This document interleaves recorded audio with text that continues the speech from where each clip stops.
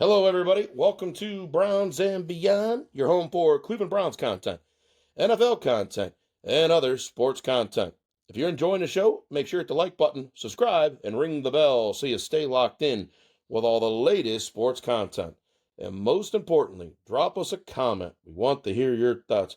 All right, boys, here we are. Wild card weekend. This is finally here. Dave, we've been excited about football, Absolutely. playoff football for a while now, right, buddy? Absolutely. It's playoff football. I think we got some great matchups this week. I know I've got two great games to preview. I'm pumped up, Steve. Yeah, playoffs. Playoffs. Playoffs? You talking about playoffs? Hey, I'll quote Bill Parcells. This is why you lift all those weights. This is why you do all this shit. Let's go. This is it. Guys, and it's a great season for NFL Plus because we feel like it's wide open this year, right, boys? I do. I feel like it's wide open. It's been a while since we've had something like this. Agree? I feel especially in the AFC, too. I'm going to get into that in one of my games as well. So, looking forward to it. Yeah, we got a good one here, guys, and we will get to the wild card round, and we will start with yours truly here. Okay. We will start here. Right. We got the Carolina Panthers and the LA Rams, a little wild card action. This one's happened to be in Carolina. Yeah. And we will get right to it. In a high-stakes wild card rematch, the LA Rams look to avenge a shocking late November upset against the Carolina Panthers at Bank of America Stadium, while the Panthers secured the NFC South title in a home playoff game despite a losing record. They face a daunting challenge against the Rams squad led by MVP frontrunner Matthew Stafford and a healthy Davante Adams. What are you going to say, Dave? Yeah, just a few things. First of all, I think this is, I've remarked about how, Carolina's taken a step in the right direction, even though they have a losing record this season. But I think they are improved from a year ago. Defense has improved, offensive line improved, found a good running back in Dowdell, a number one receiver in McMillan, T-Mac, Steve, as we call him. That's right, T-Mac. T-Mac. So, and Bryce Young has shown some improvement this year. I thought he played well in their upset victory earlier in the year in Carolina when they beat the Rams. But I think this is a different Rams team they're facing. The Rams should be healthy on the offensive line. They should have Davante Adams back. That Adams-Puka combination with Matthew Stafford, who's looking like the MVP. This is going to be a tough one for the home team against what I think is going to be a team that really has a chance to win a Super Bowl in the Rams, Steve. Go ahead. Yeah, Dave, this is a good thing that Carolina beat him in the regular season. Okay. Because they're healthy. Stafford's ready to go. He's MVP candidate, caliber. They should be able to handle these guys. You lose in the regular season, you're going to be ready come playoff time. It's hard to beat a team twice, Dave. And one as good as the Rams, Steve. Exactly. Yeah. Absolutely. Carolina's path to victory relies on repeating their Week 13 formula, forcing turnovers and leaning on a Bryce Young late game poise, especially with rain and heavy winds expected to favor a ground-heavy script today. So that's going to be interesting how the weather plays out, Dave. It'll be interesting to see if they can establish a running game with Dowdell and maybe Hubbard in this one. Will also be interesting to see if, maybe the Rams utilize their running game with Corum and Williams a little bit. Stafford did not play really well the last time these two teams met. This is not a shutdown defense. This is a 20-20 defense. They don't generate a lot of sacks. I think they're going to make the Rams go 20-20, try to force some field goals, maybe get a turnover or two. I think that's their best path to maybe have a chance in this one, Steve. Mm-hmm. I think the Rams are, I don't know, they're dominant guys. I just do. Yeah. However, the Rams' superior roster and playoff experience are expected to prevail. Look for the Los Angeles to control the tempo with Kyron Williams on the ground, ultimately stifling the young Panthers offense in a 28-20 victory to advance to the divisional round. Like I said, I got him taking this one, guys, 28-20. I think it could be closer than the line. I think the line was at 10.5. 10.5. Wow, that's crazy. I kind of have it right at that. I think I'm more like in the 27-17 feel. What do you think, Steve? Yeah. I think the Rams will win by at least 10. Okay. I'm not sure if they'll beat that spread, but I think they're going to beat him convincingly, though. Okay. Carolina might have to come back at the end to try to score a touchdown, but the Rams I think they're going to handle it. Okay. All right, we're going to get to our next wild card matchup there, and that would be the Green Bay Packers at the Chicago Bears. That would be Mr. Dave Greenchild. Yes. Dave, Packers, that was kind of a pick of yours, wasn't it, buddy? Well, Brett, I lost my first Super Bowl team last week with the Baltimore Ravens going out and losing their division chances and playoff chances in that last-second loss to the Steelers. This week, I got to preview the last of my Super Bowl teams, which is the Green Bay Packers. The Chicago Bears host the Green Bay Packers in a playoff matchup for 15 years in the making, with two teams having split their regular season series, with each home side successfully defending the home turf. I have to say, I remember the matchup 15 years ago. That was the Aaron Rodgers year when he got on that magical playoff run and beat the Bears in the NFC Championship game, the Jay Cutler led Chicago Bears. Oh, yeah. Interesting thought. Cutler got hurt in that game, and he ended up beating Caleb Haney, who was the backup quarterback for the Bears that year. They kind of held on to a 21-14 victory. I remember that one in Chicago. So it's going to be interesting in this one. Green Bay finished the regular season with a 9-7-1 record, closing the year on a 4-game losing streak and benefiting from Detroit's late season collapse to secure the playoff spot. Chicago closed the season with an 11-6 record under first-year head coach Ben Johnson, posting its best regular season since 2018. The Packers have the NFC's number 7 playoff seed for the third straight year. The Packers dropped their final 4 regular season games, as mentioned. They're the 4th team to enter the playoffs after losing at least 4 straight games to end the regular season. I would add the Packers did sit several key starters in their final regular season game against Detroit. Against the Vikings in that 16-3 loss. They pretty much knew they were secured at that 7 seed, Steve. Yeah, they didn't really need that game. They're just ready for the playoffs. That's right. The Bears dropped their final 2 regular season games as well, losing to Detroit on a last-second field goal and coming up short in that great 42-38 shootout we watched. Oh, Brett. wow, that was a great game. One of the better games of the season. Yeah. Let's start with the Packers. Quarterback Jordan Love hasn't played a game since his helmet-to-helmet hit with Chicago's Austin Booker in the second quarter of this December 20th Packers-Bears game that sent him into concussion protocol. Malik Willis finished that game. Overall, a very solid year by Love, over 3,300 yards passing, 23 touchdowns to only 6 picks. He finished third overall in QBR at 73.1. Love has 9 touchdown passes to only 2 interceptions in 6 games against the Bears. He's played really well. He was really good in that game at Lambeau Field earlier in the season. The Bears' pass defense has been shaky, ranking 22nd overall. They were gutted by Purdy and the Niners on that Sunday night game, Brent. I mean, he really tore them up.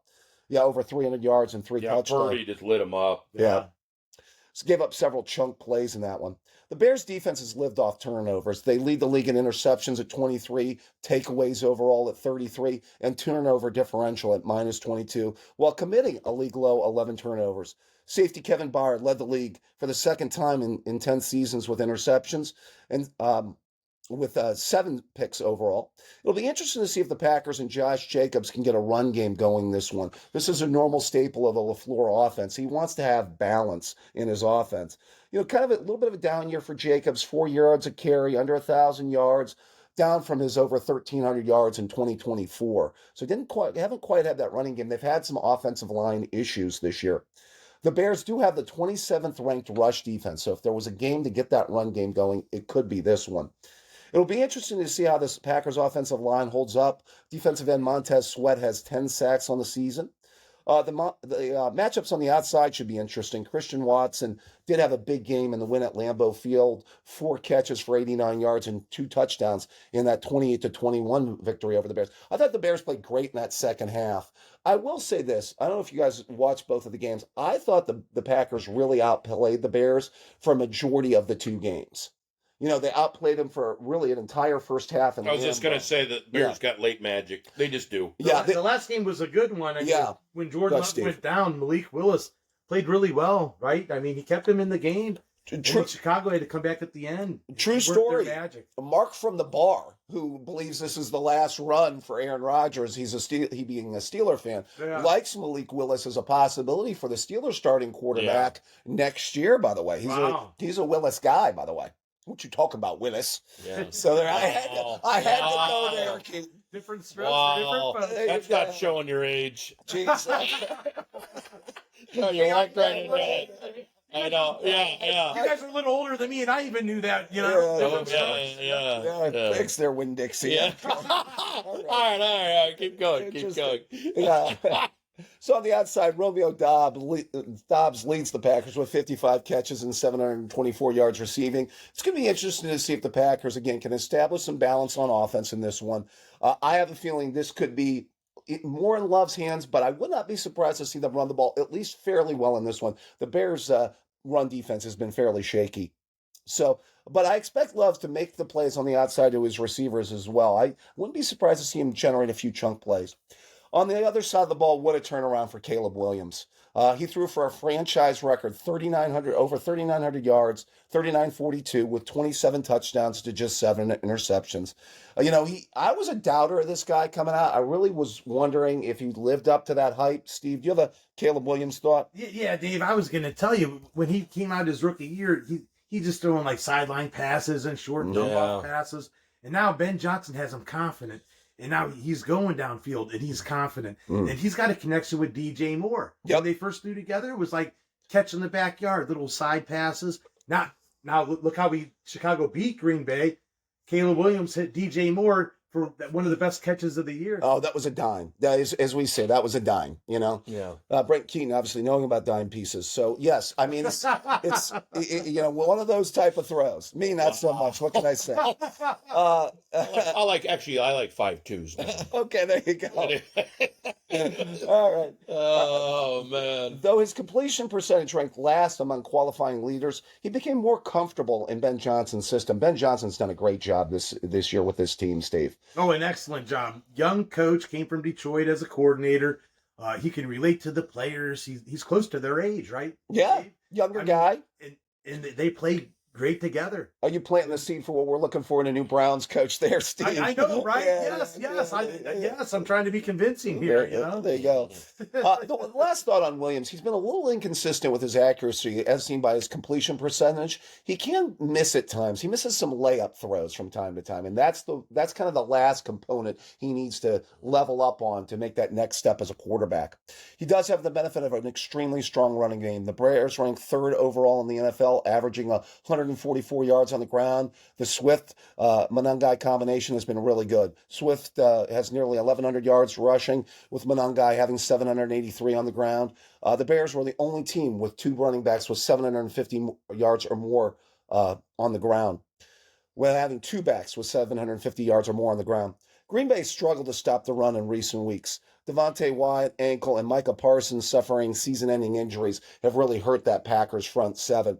The Packers gave up over 150 yards rushing to the Bears in their most recent meeting, and then allowed Derrick Henry to run down their throat for over 200 yards on that Sunday night game, Steve. Yeah, that's right. Yeah, 4 touchdowns, by the way, Henry, in that one as well. King Henry. Yep, it'll be interesting to see if the Packers can generate a pass rush without Parsons. Rashawn Gary, 7.5 sacks for Green Bay, his first 7 games, but hasn't had a sack since. So you're talking about a dude. Overdue. Yeah, exactly. And you're talking about a guy that really misses Parsons on the other side. I like Rashawn Gary, though, Dave. I mean, I think he had 2 sacks alone against the Browns, even though the Browns got the victory earlier in the year. Yeah, but Green Bay. he's been a disappearing act as of late, Steve. Right. Yeah. Running back, wide receiver Roma Dunze expects to play after missing his final 5 regular season games. By the way, watch out for another rookie good tight end, by the way, Steve. We talk about Harold Fannin. Warren's been good in Indianapolis. How about Colston Loveland? Yeah, Loveland. Solid tight end for Chicago. He leads the Bears with 58 catches and 713 yards receiving. Bottom line, I expect the Bears to try to establish the ground game early, then run some play-action shots using Williams' big arm in this one. It'll be interesting to see how Williams looks in his first playoff start. Just in conclusion, I really liked the Packers early. They were looking good until that Week 14 loss to the Broncos. We watched that game. Yeah. One of Bo Nix's best games of the year, by the way, was against that Packers defense. And that Packers defense was playing really good, but that was the game where they lost Parsons. This was supposed to be the move with Parsons that put the Packers over the top and would pay dividends in the playoffs. It will be interesting to see how they contain the Bears' strong run game. Again, they've been hurt lately. This really needs to be a Jordan Love game. He could use a little help from Jacobs on the ground as well. The Bears are an offensive team. When was the last time we called the Bears an offensive team? I mean, they always had to rely on defense. Exactly. It's kind of crazy. I mean, their greatest team of all time was built on defense. So I've always thought of them that way. I had my doubts about Williams, but credit Coach Johnson. They've surrounded him with 2 good backs and a very good O-line. Remember, this was the blueprint for his success in Detroit. The Montgomery-Gibbs combination, strong offensive line. They ran a lot of play action and things like that with Jared Goff in Detroit. So I still have my questions about this defense unless they get takeaways. I really felt Green Bay outplayed them the last time they played in Chicago. We talked about, Brent, they recovered an onside kick, won that game in overtime. Bad fumble by Willis in the overtime. So and that allowed the Bears to get the win in OT. I expect another close one in this one, but you know what? I'm all about the love. Give me Jordan Love to make a few more plays than Williams. I'm going with the last of my Super Bowl teams, the Packers, in a close one, 27-24. Wow. Well said, Dave. Good, Steve. Steve, thoughts? Dave, I got to say, Go ahead. Green Bay has always kind of owned Chicago. In the Aaron Rodgers days, I mean, think about it. I'm saying, so Yeah. Green Bay, Chicago's on the up and come, but Green Bay, they pretty much got Chicago. So you're going Packers? I like Packers. I'm going with the Bears. Okay. I've seen enough of Caleb Williams. Okay. I just don't. I think the Packers are having an off year. Okay, I think the Parsons injury kind of hurt them. I mean, that was to me, he's a top 5 defensive player. We always talk about Miles. He's in that group, like he's right under Miles, but he's a guy that moves the needle. But I will say this: I think it'll be close. Okay, I do Keep too. in mind, guys, Jordan Love has playoff experience. That's true. He's lost. That's true. He's lost those games. Yeah. He beat Dallas in 1 year in the playoffs. Adversity. Yes. He's also gotten beat. So Yeah, he wasn't- He's got more. Caleb He's Williams more still has seasoned. a lot to learn, guys. Yeah, that tough more one seasoned. against that Philadelphia defense last year. He's just not facing that Philadelphia defense again. I think this Bears defense is suspect. Yeah. I think he They plays. create turnovers, but they're suspect. And you know what? Love You can takes. run on them. You could pass on them. If they don't have turnovers, Green Bay's got a great shot. But Love's done a good job of taking care of the ball. Only 6 picks. So Yeah. All right, we will get to Mr. Steve Retzer. This is one of Steve's favorite teams, the New England Patriots. Yes. And Mike Vrabel is the. how many side chicks does this guy got, Brent? He's got, I mean, come on. he's got more than me because all I had at one time was Betty Sue.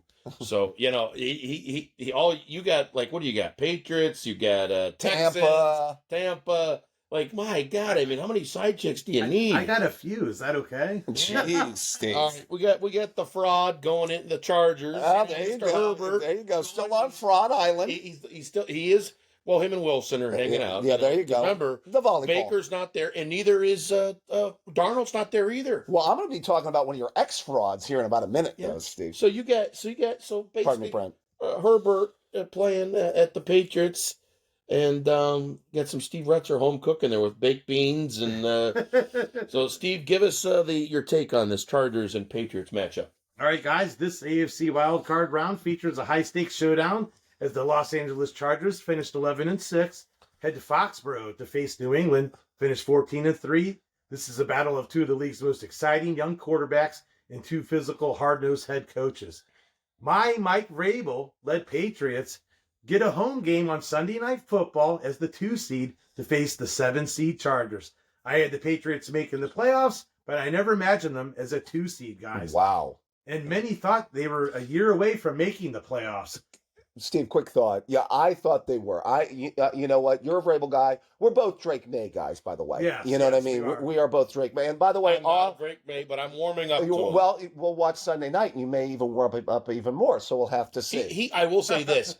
With having McDaniel, he's made Yes. Drake legit. Yes. Because I don't know if he was legit Yeah, before that. credit To be fair. credit Mike for getting Josh McDaniels on staff to run that offense, Steve, with Drake May. He's the best offensive coordinator. You know what I like about May? Especially in the New England. Yeah. He's giving me Brady vibes. Well- as far as his discipline of being a quarterback. I tell you is. what, I think Yeah. May have a bigger arm than Brady. He wants to push the ball Yeah. down the field a little bit more than But Brady. He's creeping up on records of Tom But Brady. have you heard May talk in the last few weeks, guys? He is locked in that quarterback position. Locked in. I find this game to be interesting. I asked a friend of mine when May came out of the draft a couple of years ago, what quarterback would you compare him to? He said actually a better version of Justin Herbert. So I found that interesting.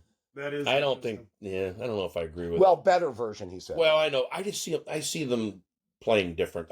They don't look like the same style. I think arm talent, from the ability to just have that big arm and I get make it. all the I understand throws. what you're saying. Okay, fair enough. Okay, continue. Well, guys, I did pick the Chargers to make the playoffs in our extravaganza earlier this year Yes. as a wild card team, so I was right on that. Mm-hmm. Just as we're talking about the quarterback duel between Justin Herbert and Drake May, it's a great quarterback matchup. Justin Herbert seeking his first career playoff win. He's 0-2, guys. He can't win a playoff game. I know. It's in his That's head. why do you think he's on the Brent's been island? texting him or Yeah, You yeah. know, Hey, something's going on hey. here. Green Shield's gonna Brent, send what are me. you doing to this guy? Why do you keep making Well, him lose? Well, Green Shield sends him like MREs on a ship to feed him because Oh, hold on. he's been on that island. Let's, we talk about the supporting cast or what is around a quarterback. First of all, he's had adult coach in Staley for a couple years, though. They've leveled up, I think, with coaching. We believe that Harbaugh is an upgraded coach. Even Brent agrees to that. He is. So, I found it interesting. And you know what, though? To be fair to Herbert, he's had to deal with a garbage offensive line this year, Steve. Yeah, he's had a lot of problems, and I'll get into that. Yes. And guess what else he's had a problem with? He's been had to try to play with a broken left hand late in the season. Yeah, that's right.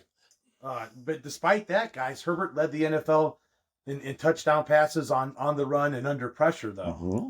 Interesting step.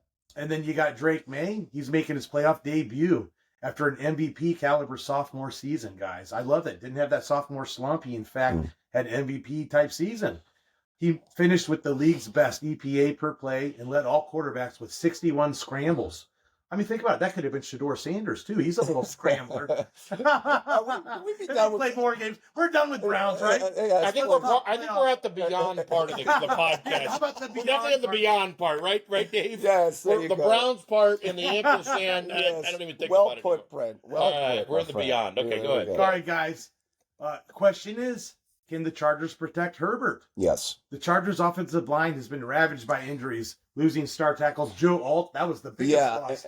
Yes. And Rashawn Slater earlier this season. Yeah, Slater was an early loss, and then they lose Alt on top of it. That was like the icing on the sundae. Oh, that's rough for them. Well, here's the thing, though. I will say this: the Patriots not a dominant pass rush, though. They don't get a lot of sacks, not a high pressure They're going to rate. be blitzing them today. It'll be interesting to see if they can scheme up some pressure to get after Herbert, though. I'm interested to see if they come up with some blitz packages to get after him, but we shall see. Well, Dave, Herbert was sacked 54 times this season, Yes. the second most in the NFL.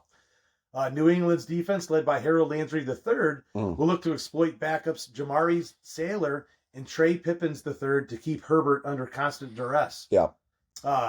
New England's got the home field advantage. That's always a plus when you're in the playoffs and you got the home field. The Patriots are 6-3 at home this year and have historically been a difficult out in January, guys. Under first-year coach Mike Vrabel, the Patriots have built a balanced and ruthless identity, ranking third in the NFL in total offense. Yeah, Pretty good, guys. Well, I Pretty mean, good. May has looked good. They've had some wide receivers. Stephon Diggs has stepped up for them this year. It's been kind of an underrated group. If Stephon Diggs can stay out of trouble, maybe. Right. But they found something. The tight end has played pretty well. Travion Henderson has kind of come on towards later in the season. They found a good all-purpose back. There's really solid talent around May, Steve. Dave, just a reminder: make sure you pay your chef before the day's over. She might expect payment. We'll leave that one alone, Brent. All right, continue. Well, Brent, there's the battle of the trenches and the weather. Yes. The forecast expect very cold temperatures, about 11 degrees, they said, and light rain, which could shift the game's focus on the ground. I mean, we'll see about that. And the Patriots running game, as we just said, Dave, Ramondre Stevenson, don't forget about him. Well, that's he can true. run the ball or catch touchdown passes. He caught a touchdown pass in the last game. Henderson has really come on strong. Kind of a split backfield, It's yes. a nice split backfield. Yep. Yeah. Mhm. One of the guys probably won't get 100 yards, but they could both get their 50 each or so or something like that. On the other end, the Chargers running game, they're hoping to have running back Omarion Hampton hurt his ankle back to full health to support Herbert. Hampton could be key for the Chargers. They're going to need a lot from him. Their backup, I think, is Vidal. He's solid, but you need Hampton in there, don't you think, Dave? Ton of injuries at running back. They lost Harris early. They were counting on Hampton, the rookie. They were high on him. The old Pittsburgh Steeler. Right. They were high on him coming out of the draft. North Carolina running back. I liked him too coming out of that draft. A lot of their issues have been offensive line related. Good group of very underrated group of receivers, though, for Herbert in this one. Love Lad McConkey, Quinston Johnston. Yeah. He's got some targets there. Patriots run a ton of man coverage. There's going to be some opportunities. It's just interesting. Will Herbert have time to throw the ball, though? Exactly. Yeah, So that's a key part right there. This we were talking about, the Patriots caught a break They will have star receiver Stephon Diggs for the entire playoffs if they advance. Yes. Since his arraignment will not be till February 13th after the Super Bowl, by the way, if they were to advance. Very convenient. Right? Yeah. Yeah. How that aligned? The alignment was nice. I was definitely concerned about that because he needs his number one receiver and a veteran like Diggs. Yeah. Keyshawn Butte is questionable, but will play. You always got to watch out for tight end Hunter Henry. Yep. He's a skilled veteran. Hopefully these guys can have some productions against the veterans like linebacker Khalil Mack and strong safety Derwin James. One of the best. You never know where he's coming from. Yep. Dave, Derwin James is tough. Yep. That's for sure. Herbert, as you just mentioned, Dave, he has solid receivers to get the ball to. Keenan Allen. God, how old is that guy? Hasn't he been around? The like ageless wonder. Doesn't he seem like we've been talking about him For like Phillip Rivers days? And just like even, you know. He played with Rivers. He played with Rivers. I like Rivers, you know. And he's in a little better shape than Rivers, though. yeah, Rivers, a lot of dinners lately. Yeah, he's been door dashing. Yeah. Oh my God! Leave it on the porch. Oh, leave it on the porch. Yeah, There you go. maybe sit for a few days. I don't know. Anyways, all right, keep going. As Dave mentioned, you got Quentin Johnson and Lad McConkey. I mean, he's had some connection with Lad McConkey. And then don't forget Dave tight end Aronde Gadsden. He's pretty solid as well. Yeah. Most analysts see this as a one-score game. While New England is the favorite, the Chargers defense third in interceptions, by the way. Jesse Minter, that defense. Drake May against that Jesse Minter defense. That's going to be interesting, Steve. Yeah, they have a knack for forcing turnovers. If the Chargers pass rush can rattle the young May in his first playoff start, an upset is very much on the table. However, New England's efficiency at home often makes the difference in these primetime slots, guys. I think the Patriots at home will be too much to handle. Go ahead. And Mike Vrabel outcoaches Jim Harbaugh. Ooh. You heard it. Wow. Okay. Wow. Yes. Well. Drake May will look like a veteran in his first playoff game, and Justin Herbert will still be trying to figure out how to win a playoff game. Wow. Maybe he can text Brent Keaton. I don't know. Even though Brent doesn't give him good advice, you know. Good. It may just be in his head, guys. Go ahead. I have the Patriots getting the win 31-20 and looking to be tough out in the AFC. Go Pats, baby. Your thought. Kind of think that score will be that's close to being right. I do not see the Chargers. I think I'll be close early on, but May will pull away. I'm interested to see May in his first playoff start. This Minter defense can be a tough one to crack. I'm interested if he throws some things at him through pressure schemes. They're not a heavy pressure offense. They don't play a ton of man coverage, but I like the fact he's got his full complement of weapons. Herbert's been here before. May has not. Yeah. I think this one's close. But don't you think it's in his head? I think it's close. First of all, you said it. Herbert's played hurt. He's playing with a garbage offensive line, and he's had to turn a lot of water into wine this season. Let's be fair. He has. Yeah. So I'm going to go with the Patriots, but I think it's a field goal game, one way or another. Really? Yeah, I do. Yeah. That's a Sunday night football. Sunday night, yep. The Chargers have Dicker the kicker, so don't forget that. He can make a field goal. Yeah. Though he's missed a few at the end. What a last name, right? That's what I want him to do. There we go. Yeah.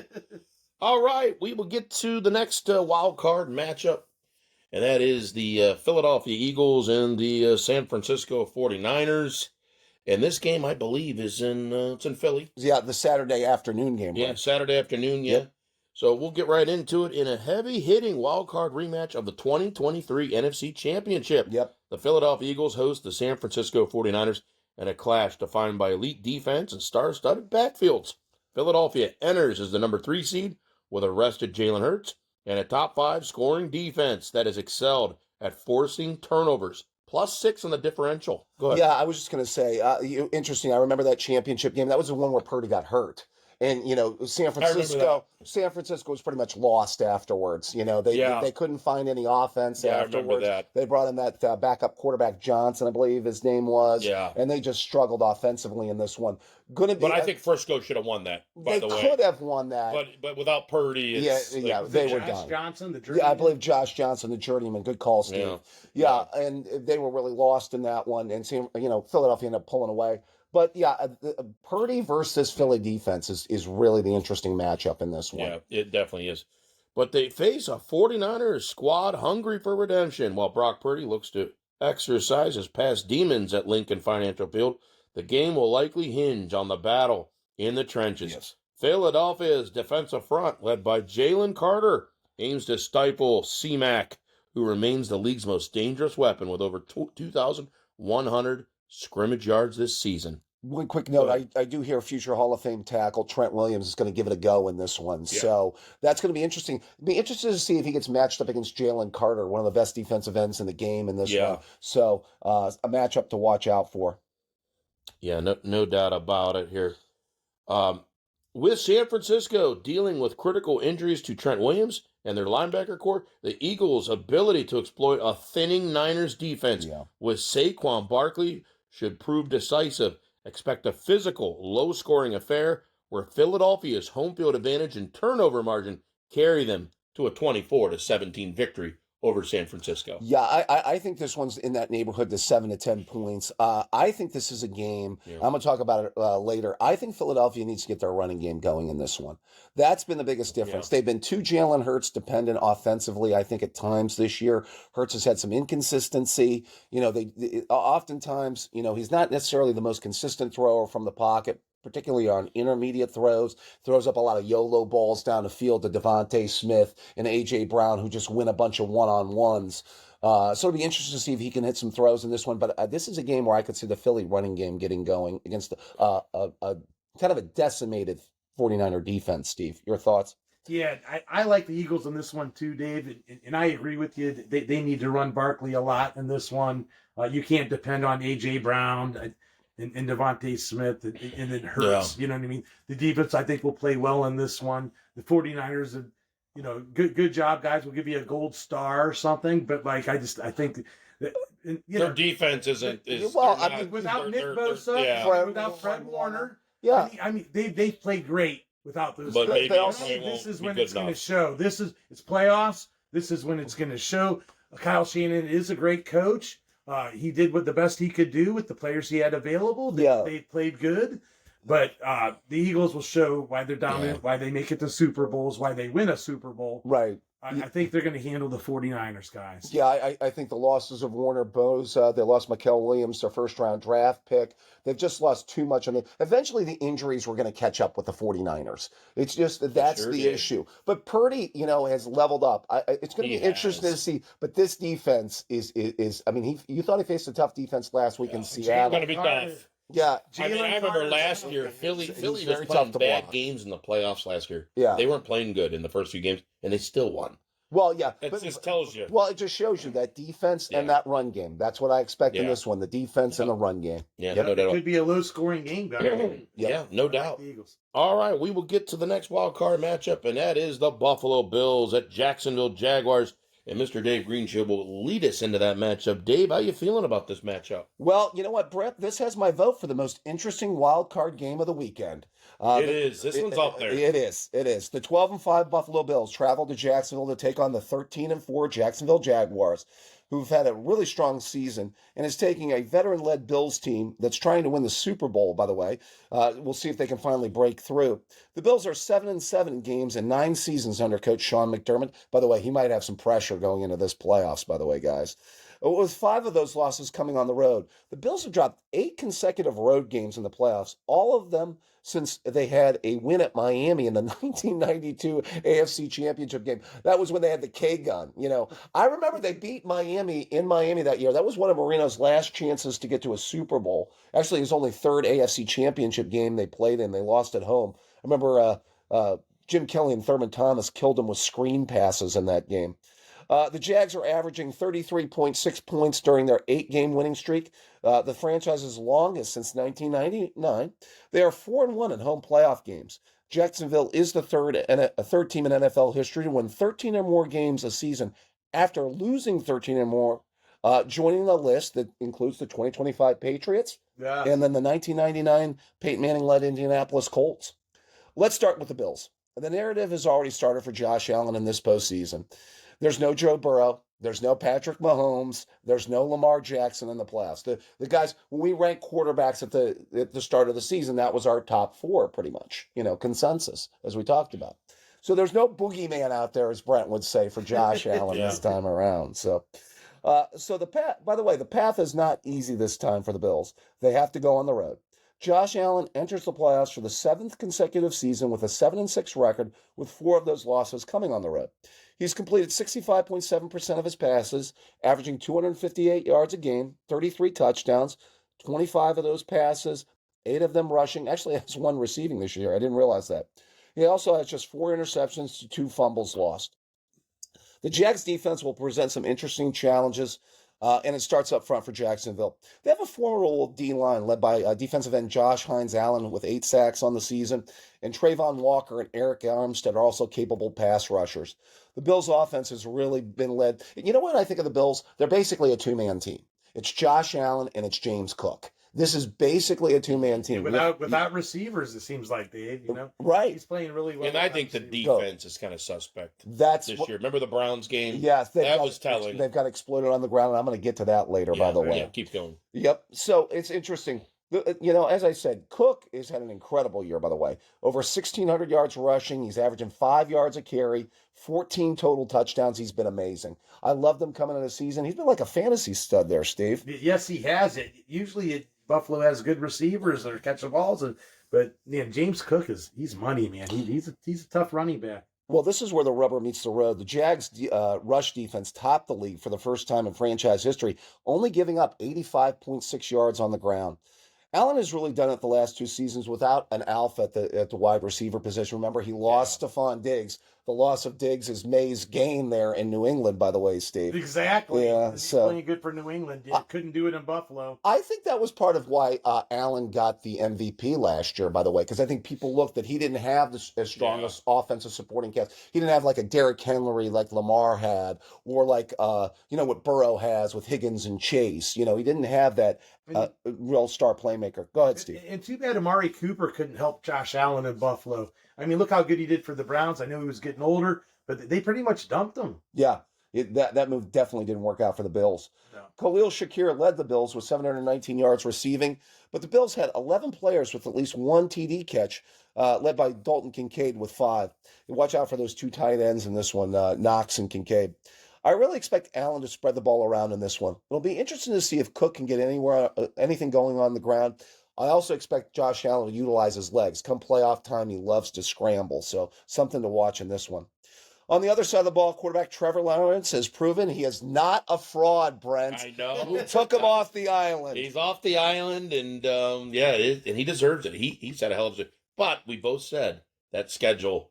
He didn't have. It was kind of an easier. Well, he had the Denver. Yeah, that was impressive. That was impressive. You took him off the island? Who?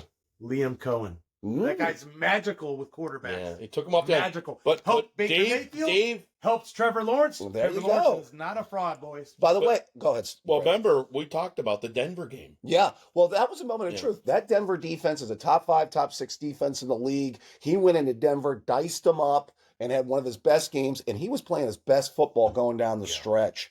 Lawrence joined Allen, Arizona's Kyler Murray, and Carolina's Cam Newton as the only players in the NFL history with 25 or more touchdown passes and 9 or more touchdown runs the same season. Lawrence has 24 total TD, 19 passing, 5 rushing during the team's 8-game winning streak. So he's really gotten cooking during this winning streak. He was not necessarily playing his best football early in the season. He did look like Fraud Island early. This is the 3rd playoff start for Trevor. He went 1-1 after following the 2022 season. Remember, they beat the Chargers in that great comeback win. Yeah, and that's what I said. It was a battle of the frauds. Right. Yeah. Or that we could call that a choke job by the Chargers by Herbert. And the Chargers should have won that game. Yeah, Staley, yeah. And now he and the Jags would take the loss in the divisional round of the Chiefs, who that was the year they went on to beat the Eagles in the Super Bowl. The Bills' defense has been interesting. Number 1 overall against the pass and 28th against the run. So they're actually been built to defend the pass more than the run.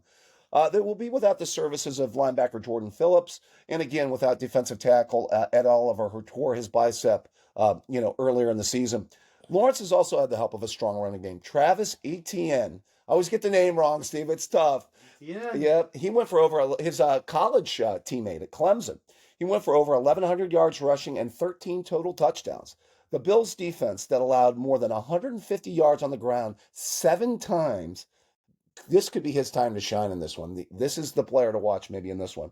The trio of wide receivers of Parker Washington, Brian Thomas Jr., and actually they have a former New England receiver in Jacoby Myers, have each caught over 40 balls this season. The Jags do get back right guard Patrick McCary and Cole Van Lannon at tackle on this one on the O-line. It'll be interesting to see if the Jags can exploit the weak Bills' run defense. We've seen plenty of teams do so. The Browns did so, by the way, Steve. That's right. I'm interested to see Lawrence early in this one. Can he get into rhythm against a defense that's built to defend the pass? That's going to be something interesting to watch in this one. Just in conclusion, this one should be fun, gentlemen. The Bills and Allen are at it again. This time, no Kansas City and Mahomes to stand in the way. In watching this team most of the year, again, it really feels like a two-man team led by Allen and Cook. They really don't have big-time playmakers outside of this two on this offense, as we've spoken about. I expect them to play really well in this one, even going against a very underrated and solid Jags defense. The Jags coming into this one smoking hot. They're a dime piece, Brent, winning 8 in a row. They're playing some ball. Trevor Lawrence might not be Josh Allen, but he's accounted for 38 touchdowns this season. Allen had 39. I think the Jags have success running the ball against a suspect Bills rushing defense in a classic. I expect both quarterbacks, both running backs to show out. Give me the Jags at home, Brent. 30-28. This should be a good one. Wow. You got the Jags. I got the Jags. I got the Jags too. That's funny that he said it. I don't think Buffalo. Here's my take. Go on ahead. it. Is it Buffalo's year? Well, it should be their year. But you know what? They're not. They're not as good as than the years past. They needed to take those teams in years past. Yeah. Now put them in this year. That'd be good. I think that defense could be exposed. I felt last year would have been a good shot for them to win it all. It was too bad they couldn't beat KC in that game. I think we watched that game at your house. I don't know. I just don't think they're good enough. I got the Jags too. And I'll tell you what, Trevor Lawrence, they look tough. They're hot. Steve, your thoughts? Yeah. I know Jacksonville's playing good. They shocked me 13-4. I mean, I was hoping they'd have a losing season so the Browns could get a good first-round pick in that trade. One of your side chicks, the Texans, would win the division, probably. Yeah, exactly. That's who I wanted. Yeah. And, man, guys, I'm still going to go with Buffalo, but I think it's going to be close. This is really. It has to be, like you just said, it has to be their year. I know, Kansas City out, Baltimore out, Cincinnati out, all the teams that have taken them out. Are we going to add the Jaguars to the list, guys? See, I think this is a flawed Bills team. I really do. It's flawed. This is not as good as their previous. That's what I said. Bills team. Jacksonville's got a tough defense. All right. Yeah, and I expect watch for Trevor Lawrence to maybe utilize his legs in this. Let's do this before we get to the last one, which would be Steve Retzer, Houston at Pittsburgh. Yes. I'm just looking at these wild card games, and I want to rank these levels of interest. I'm going to give my ranking. Yeah. Number 1, I'm going to probably put Chargers at Patriots. I'm going to put that as the number 1 game to watch for wild card game. Number 2 will be the Buffalo Bills at the Jacksonville Jaguars, and number 3 is going to be the 49ers at Philly. I think the rest of the games, they're interesting, but those are the top 3 in my mind. What do you got as far as levels of interest? I would go my game, and I know you could say I'm biased. I'm Buffalo Jags. I would definitely go Patriots Chargers too. Okay, so we're going to flip it. I'd flip it too. And you know what? I'm kind of debating between. You like that Houston game? I like Houston, Pittsburgh, and then I like my other game. I like Chicago. Yeah. I'm gonna go Steve's last game, and I'm gonna be interested to see. Well, I kind of go the direction where Steve's going with his last one, but considering the two teams that are playing against each other, but that's where I would go. Your thoughts, Steve? Yeah, give us your levels of interest if you had to pick top 3. Yeah. I think the Bears in Green Bay is your number 1 game. Or levels of interest, Which one Steve Retzer's most excited to watch? Yeah, where are you getting the popcorn at? Where are you watching first? I think fans want to see Bears and Green Bay, so it's up there. I definitely like the Texans and the Steelers Monday night. Okay, I think that should draw some of the most interest. I think that's going to be a real interesting one. I do like I just said, Chicago and Green Bay, and then that Bills Jacksonville. a lot of eyes will be on that one. Yeah. How about Chargers, Patriots? You don't think that one's got up there? Well, I just kind of think New England's going to handle them. You know? Wow. See, I don't. Steve's going in with a lot of confidence. I don't. Yeah. I think that it's going to be closer. I do. I think winning it, I think that Minter defense could cause. And May it's his first playoff start. Steve, you never know. Yeah, it's interesting to go over. Yeah. It is going to be a good playoff weekend. We haven't had a good wild card weekend like this in a while. Yeah, I mentioned the playoffs of 2021. We had all those great games, and that ended up being that Rams Bengals Super Bowl. Yeah, those are good Super Bowl. Well, all the playoff games were great that year. That was the year that first Mahomes Allen Classic. That was one of the best playoff games I've ever seen. And don't forget about Bengals Chiefs. Yeah, the upset. That was a good AFC championship game. And then I remember the Rams took out Brady in the divisional round. Yeah. That was a really good playoff. Yeah. No, I forgot about that. Rams beat Brady. That's right. Yeah. That was a good one. All right, we will get to Mr. Steve Retzer to kind of wrap us up. The Houston Texans at the Pittsburgh Steelers, Heinz Field.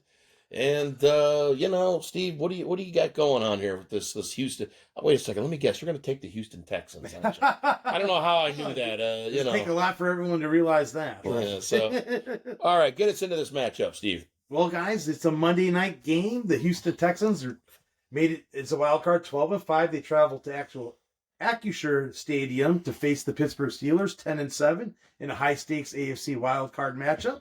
It's a battle between the league's hottest defense and a veteran quarterback looking to snap a long playoff drought. I say it every year, guys, but you can never count the Steelers out come playoff time. They always weasel their way in some way, somehow. Yeah, they do. Steve, you had to say weasel, didn't you? Steve had to say weasel, didn't you, Brett? You can set your watch to a Steve Retzer dig on the Steelers, by the way. I just have to say, by the way, this is the game. I mean, you went out and you got Aaron Rodgers. It's here. Yeah. You won the division. You've got a home playoff game. You've got the quarterback. So if you're Pittsburgh, there you go. Yeah. There's your opportunity. Mike Tomlin does this year after year. This time is the number 4 seed. And then on the other side, the Texans got in as a wild team at the 5 seed since they usually win the South Division, by the way. They did it in 23 and 24, but then you had Jacksonville. Yep. Everyone doubted me since they started out 0-3, but they finished by winning 9 straight games. So a little more than Jacksonville, right? They've won 9 straight games. What can you not say about this Houston defense? I mean, it's incredible. I love the Danielle Hunter and Will Anderson combination up front. They're good on the back end with Stingley at corner. Lassiter's a good safety. It's carried this team at times when that offense has been shaky. Because remember, Stroud got hurt. They had to go with the backup quarterback. Yeah, they've had bad offensive line issues for most of the year. That's the one thing, though, to watch in this game. They've had some offensive line issues. So that's for sure. Well, Dave, they are hot at the right time. Yes. I actually picked them to go to the AFC Championship. You did? Because even though their line needs some work, Stroud is great at throwing towards the middle of the field, and they are awesome on defense, as Dave just alluded to. One thing is the Rodgers factor. In his 21st season, Aaron Rodgers has stabilized the Steelers' offense. This game is a huge legacy moment as he tries to snap Pittsburgh's 6-game postseason losing streak, dating back to 2016. Isn't that hard to believe, guys? Pittsburgh makes the playoffs every year, just about. They always lose, They lose their playoff games. I actually think it's easy to understand why they lose. They haven't had a good quarterback since Big Ben's post-Ben era. Well, I would even say before he went downhill. Yeah. His last good year that he had, I think, was 19 or 20. Well, 18. 18 he was playing fairly well. Yeah. But you're right. You started to see some of the slippage in 2019. Now, 2020, they just got off to that hot start. But they were very fraudulent. They floundered at the end of the year. We got him in the wild card game, Steve. He was throwing flutter balls. Remember, he was throwing flutter balls. Yeah, he just wasn't throwing it crisp. You started to really see it, I think, maybe 2019, 2020. You definitely, his last season, he was done.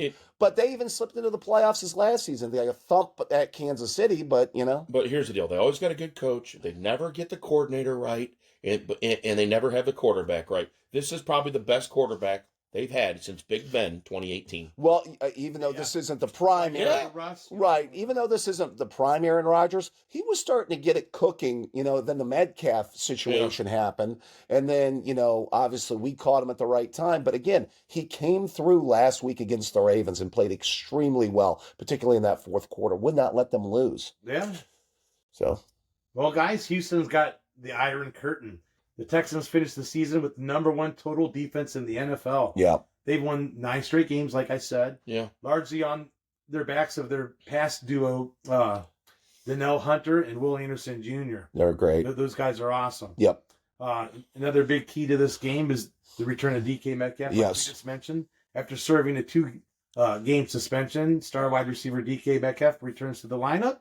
Stats show a massive jump in Rodgers' efficiency when Metcalf is on the field, making him the X factor for the Steelers' aerial attack. Just interesting stat. Metcalf had like double the yardage receiving as opposed to any other Steeler wide receiver. It's just Even close. it's just amazing. It's really a lot of their offense has been basically Rodgers throwing it to DK Metcalf, throwing it up and letting him make a play on the ball and come down with a great catch or run after catch. I mean, that's really been their offense. They haven't had a really good running game. They don't really have a number 2, number 3 targets in the passing game. Although credit Rodgers last week. He spread the ball around against that Ravens defense. Yeah, he was able to do it in that one, and without Metcalf. One of the things, though, Rodgers does get rid of the ball fairly quickly. Oh, We yeah. saw that against Myles Garrett. Go ahead, Steve.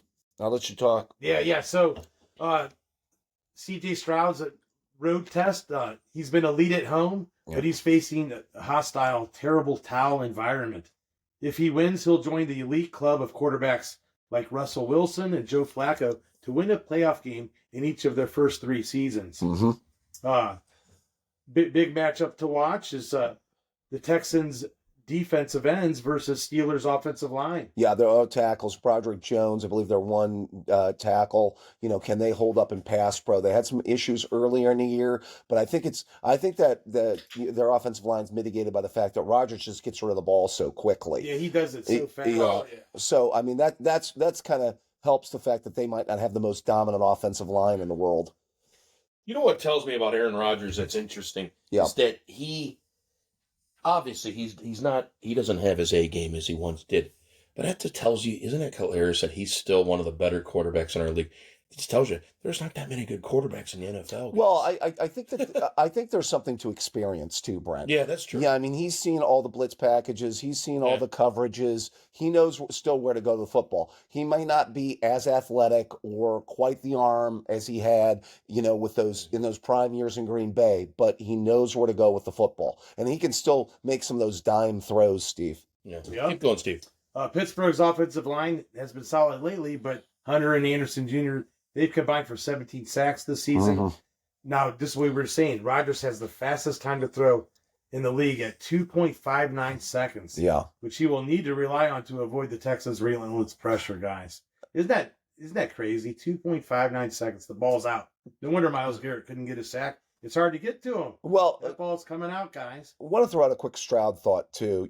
He obviously carved up our defense a couple of years ago in the playoff game. Yeah, last year, I thought he played fairly well in there, went over the Chargers in the wild card round.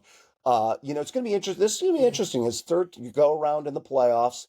I think the Steelers defense, you got those old vets back. They got Watt back last week, Cam Hayward too. The Steelers can still generate a pass rush. The interesting thing, though, you've been able to exploit the Pittsburgh corners this year. I'm interested to see what Nico Collins can do in this game too. His number 1 target, if they can get something going. That's for sure, Dave. To Aaron Rodgers, though, he'll still need a running game in this one, guys. Jalen Warren will play after missing practice with an illness. So they'll need him to carry the load at running back since it seems Kenneth Gainwell, he's been like a target for Rodgers to throw the ball to. Little short check downs. With Metcalf out. Now with Metcalf back, he's the main go-to guy, obviously. Calvin Austin caught the game-winning catch against Baltimore, so he comes into this one with some confidence. Yeah. He hasn't had a lot of catches on the year, but he'll be confident in this one. Tight end Pat Freiermuth is always tough as well. Texans cornerback Derek Stingley Jr. will have his hands full on this one with those guys, especially Metcalf. It'd be interesting to see if he travels with Metcalf, if you see that as like a one-on-one matchup we see in this game. I think we're going to see that. C.J. Stroud, he's got a few receivers to get the ball to as well. Yeah. Like Dave just said, Nico Collins, he led the team in receiving.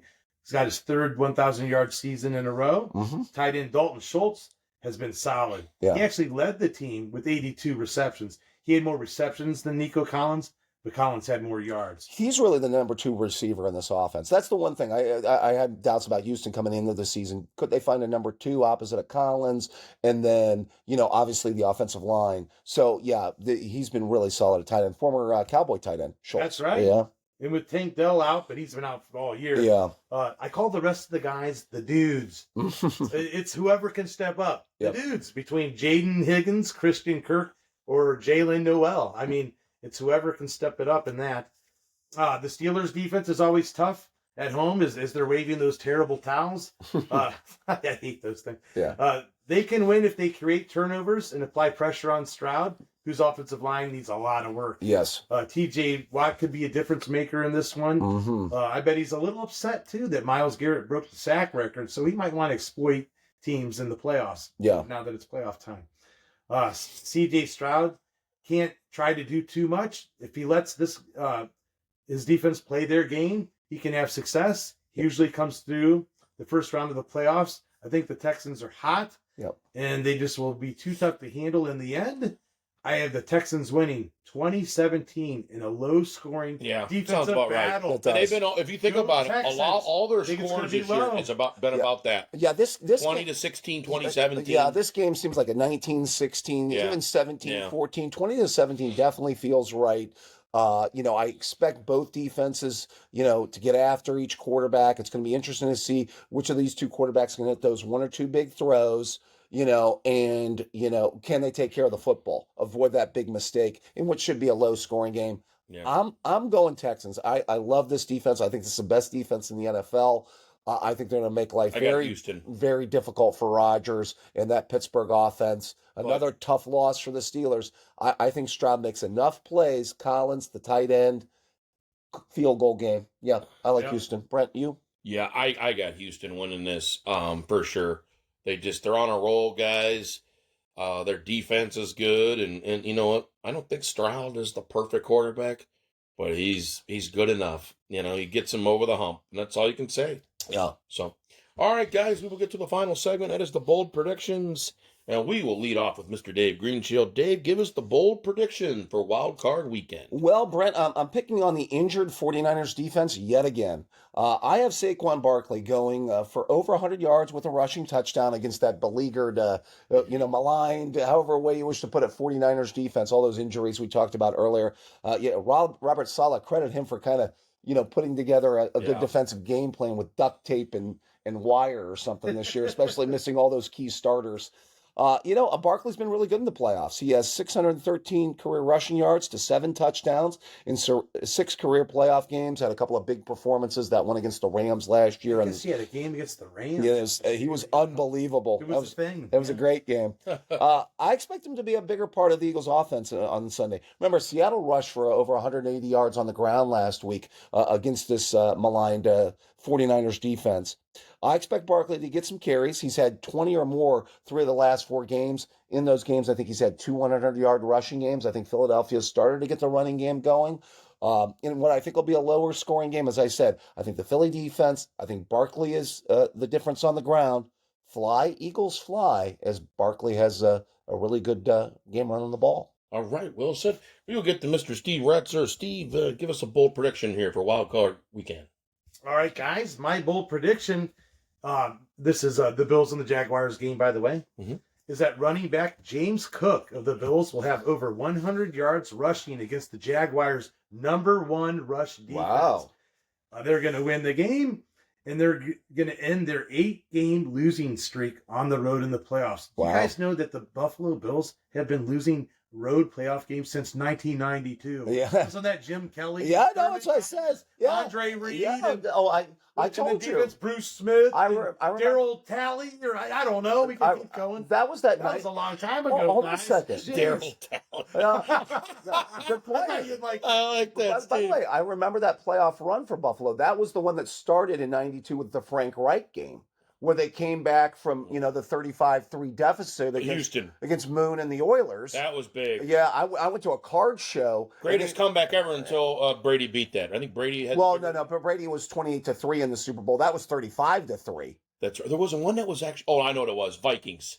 Vikings had the biggest comeback ever with Cousins. Oh, yeah, okay. he beat it. No, Kirk Cousins has the biggest comeback in NFL history. Well, that was in the regular season. I'm talking the biggest playoff comeback. I think it was a playoff game. We'll check. Well, we'll look at it later. Well, yeah, the Browns&Beyond research team will be on the task. Yeah, you're right. So. Yeah, you're right. We'll look into it. No. But what I was going to say was I remember that was started off with the Reich and the big comeback, and then they beat Marino in one of Marino's last chances to get to a Super Bowl in Miami in the AFC Championship game that year. I remember Thurman Thomas had a big day catching the ball in that one. Oh yeah. Yeah. well, guys, this is a pretty bold one since the Bills are on the road. Yep. And the teams just don't rush for over 100 yards of playoff games against top defense in the playoffs, guys. It just doesn't happen. So that's why it's a bold prediction. So I'm going to say, go cook, keep cooking, go Bills. Okay. All right. Well said, Steve. Guys, we'll go around the table, get some final thoughts, and get out of here. Mr. Dave Greenshield, give us some final thoughts. I'm just excited. I think, Brent, you talked about level of excitement. I'm really excited about this wild card weekend. We got some great matchups. I was kind of happy I got the two games I got to preview this week because it was tough to pick both of these games. I think these are both field goal kind of games I got this week. Steve, you got two good ones for sure. Steve, I know you're excited. I was happy with my games, guys. I'm excited for my New England Patriots.